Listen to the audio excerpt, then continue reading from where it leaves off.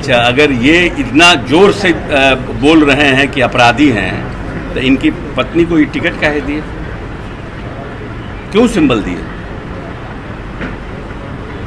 ये तो प्रश्न पूछेंगे ना हम कि अगर अनंत सिंह अपराधी हैं तो उनकी पत्नी को सिंबल क्यों दिए? इसका जवाब तेजस्वी यादव जनता को दें, तब फिर हम बताएंगे नीतीश कुमार क्यों गए थे। नीतीश कुमार किसी के घर पे नहीं गए थे, नीतीश कुमार बाढ़ जाने के क्रम में गए थे। और नीतीश कुमार कम से कम अनंत सिंह के यहाँ 50 बार जा चुके हैं अपने राजनीतिक पूरे कार्यकाल में, कोई पहली बार नहीं गए थे। लेकिन तेजस्वी यादव ने पहली बार टिकट दिया था, जानते हुए लालू प्रसाद यादव ने उनको अपराधी कहा था। उनके ऊपर किस तरह की उनके ऊपर विपत्तियां आई थी जब वो नीतीश जी के साथ थे, फिर भी आपने टिकट दिया। दोषी कौन, नीतीश कि लालू? जनता को सोचना मौका है। जब आप पब्लिक में बोल रहे हैं तो पब्लिक में सार्वजनिक कीजिए ना। आप बोल रहे हैं पब्लिक में, दिखाइएगा अकेले अकेले में, तो गलत बात है ना। आपको सार्वजनिक करना चाहिए।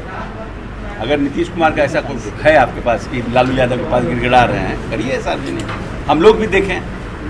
आपको तो लगता है तेजस्वी जो कह रहे हैं कि 2 बार उन्होंने नीतीश कुमार को जीवन दान दिया, उनकी कृपा रही, तब नीतीश कुमार की सरकार बनी 2 बार? ऐसा है कि इस पर हम पहले भी बोल चुके हैं कि माननीय नेता के साथ आने से किन किन राजनीतिक दल को फायदा हुआ है, ये चुनाव के आंकड़े बताते हैं।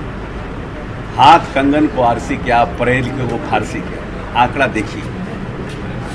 झूठ बोलना, बार बार एक ही बात को रिपीट करने से कोई फायदा नहीं है। आंकड़ा देखिए, जब जब राजनीतिक दल नीतीश कुमार के साथ आए हैं, आंकड़ा क्या कहता है। हम क्यों बोलने से, और उसमें आंकड़ा देखिए, आंकड़े से समझ में आएगा क्या स्थिति थी लालू प्रसाद यादव की 2015 के पहले, कितने सीटों पर थे, नीतीश जी के साथ अलायंस करने के बाद उनकी क्या स्थिति बनी, सब तो आंकड़ा कहता है। कह रहे हैं कि अशोक चौधरी भी बीजेपी के संपर्क में है। नहीं, हम तो सबके संपर्क में हैं। हम तो आपको पहले कह चुके हैं, पुतिन से लेके जो बाइडन से लेकर के देश के जितने इंटरनेशनल लीडर हैं, हम सबके संपर्क में हैं। तो निश्चित रूप से भारतीय जनता पार्टी के भी संपर्क में होंगे। सर, मसूरी पहुंचे और ममता बनर्जी ने कहा है कि अगर बंगाल की आवाम चाहेगी तो वो जो है इस्तीफा दे देगी। वो उन्होंने अपनी संवेदना व्यक्त की कि हम बातचीत करने के लिए सरकार तैयार है, और हमको लगता है कि ऐसी परिस्थिति में सरकार के साथ बातचीत में जाना चाहिए और अपनी स्थिति और अपनी बात को रखना चाहिए, जिससे सरकार की क्या नीयत है ये भी साफ होती है और डॉक्टर क्या चाहते हैं ये भी साफ होती है। ऐसे तो डेडलॉक हो जाएगा ना। हमको लगता है डॉक्टरों को जाना चाहिए था, प्रदेश की मुख्यमंत्री ने बुलाया था और उसमें जाना चाहिए था, अपनी बात रखनी चाहिए थी, जो डिमांड्स थे वो रखने चाहिए थे, जिससे सरकार उसको पूरा कर सकती नहीं कर सकती ये।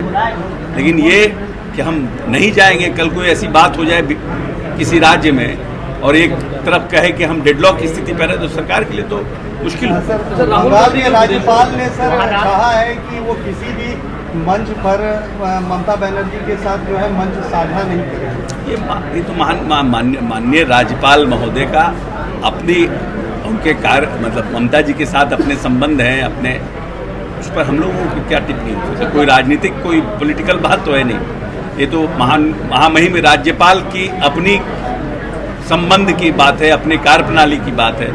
बहुत सी जगह मुख्यमंत्री नहीं जाते हैं, बहुत सी जगह राज्यपाल भी नहीं जाते। कि अगर 20 सीटें हमारे पास अधिक रहती तो जो 400 का नारा दे रहे थे वो जेल में रहते। हो सकता है उनका ऐसा सोच होगा कि हम आएंगे पावर में तो अपने विरोधियों को जेल भेजेंगे, लेकिन अनफॉर्चुनेटली महादेव ने उनको पावर ही नहीं दिया, क्योंकि महादेव अगला को जेल भेजना नहीं चाहते थे। बैड लक हो गया उनको। केजरीवाल को शराबबंदी पर जीतन राम मांझी सवाल कर रहे हैं, कह रहे हैं कि सफेद पोश लोग शराब पीते हैं लेकिन प्रशासन उन्हें पकड़ती नहीं है। रात में सफेद पोश लोग शराब पीते हैं। प्रशासन जानकारी सरकार को देनी चाहिए कि ऐसे कौन प्रशासन के लोग हैं जिनके मिलीभगत से ऐसा हो रहा है, हम लोग उस पर कार्रवाई करेंगे। अगर स्पेसिफिक हम लोगों को बताया जाएगा, सीनियर लीडर हैं, प्रदेश के मुख्यमंत्री रहे हैं, लेकिन ये बात सत्य है कि कुछ लोग तो करते ही हैं, नहीं तो इतना शराब पकड़ा कैसे रहा है। भाई ऐसा है कि शेड्यूल कास्ट का एक्ट बना, शेड्यूल कास्ट एट्रोसिटी एक्ट, क्या दलितों पर उत्पीड़न बंद हो गया? डाउरी एक्ट बना, क्या डाउरी लेने के लोगों का उत्पीड़न खत्म हो गया? एक्ट बनने के बाद उसी तरह से हमने शराबबंदी लाया, लेकिन कुछ लोग रहते हैं इस तरह के काम में। अब आपको हत्या करने पर जेल होगा, फांसी होगा, तो हत्या बंद हो गई है क्या देश में? पूरे करता ही ये लोग। तो दुष्ट प्रवृत्ति के लोगों की कमी नहीं है कहीं भी, वो लोग अपनी करते हैं घटना।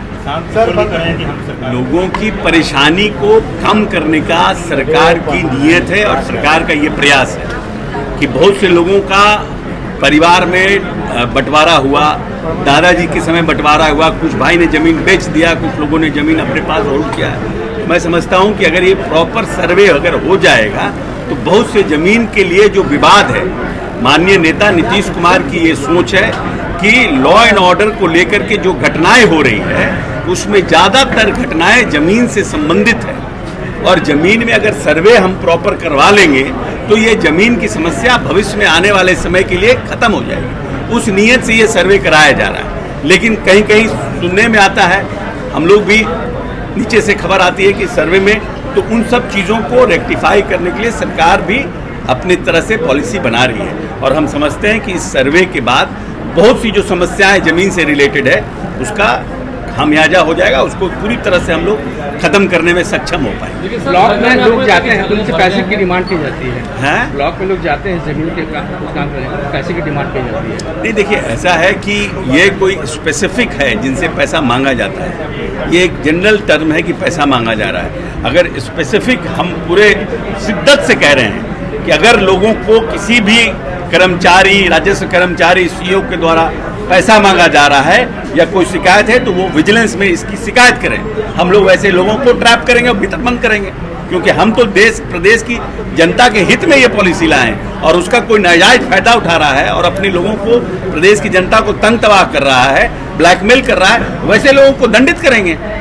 ये हमारे माननीय मंत्री जी ने भी कहा है, उन्होंने फ़ोन नंबर जारी किया है राजस्व मंत्री ने। हम लोग नोटिस नहीं लेते प्रशांत किशोर का। केंद्र सरकार ने गृह विभाग ने वहाँ से लेटर भेजा है बिहार सरकार को कि जो बांग्लादेशी शरणार्थी 1971 में आए थे उनकी क्या स्थिति है, उनकी सूची एक तैयार करने की कहा। ऐसा हमको उसकी जानकारी हम नहीं समझ पा रहे हैं। बांग्लादेशी 1971 में जो आए थे शरणार्थी, 1 करोड़ के लगभग आए थे भारत में, तो उसमें से कितने लोग हैं बिहार में, उनकी क्या स्थिति है, एक रिपोर्ट मांगा गया है।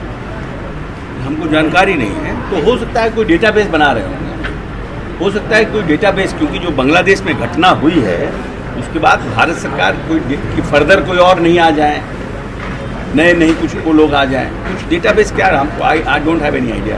केजरीवाल जी को बेल मिल गया है, केजरीवाल जी को बेल मिल गया है, न्यायालय का न्याय निर्णय है। बेल मिलना नहीं मिलना में ना हम खुशी, कहाँ हम उस पार्टी के हैं, ना हम दुख व्यक्त कर सकते हैं, ना हम खुशी व्यक्त कर सकते हैं। न्यायालय का निर्णय है, ना हमारे लिए कोई खबर है। नहीं, देखिए ऐसा है कि हम मानते हैं और हमारा ऐसा सोचना है, ये मेरा व्यक्तिगत राय है, ये पार्टी की राय नहीं है। पार्टी की क्या राय है, पार्टी के स्पोक्स पर्सन है। लेकिन विदेशी सरजमी पर किसी भी तरह की देश के प्रति कंसोलिडेशन का भाव होना चाहिए, देश के प्रति समग्रता का भाव होना चाहिए, देश के प्रति उन्नति का भाव होना चाहिए। अगर अटल बिहारी वाजपेयी जी का जब विपक्ष में थे और भारत का प्रतिनिधित्व कर रहे थे यूएनओ में, उनके भाषण को सुनिए, किस तरह से उन्होंने देश के मान सम्मान की बात की थी। तो कोई भी नेता अगर विदेशी सरजमी पे जाता है, वो देश की उन्नति का और देश को आने वाले समय में हम कैसे सुपर पावर बना सके उसकी बात होना चाहिए, जिससे कि लोगों को लगे कि देश हित में सभी राजनीतिक दल एक मुश्त हैं, एक साथ हैं, और देश के अंदर जो आपको बात करना हो बात करें। विदेशी सरजमी पर देश के प्रति या देश की इंटरनल पॉलिटिक्स की अगर चर्चा आप करिएगा तो उससे देश की छवि खराब होती है।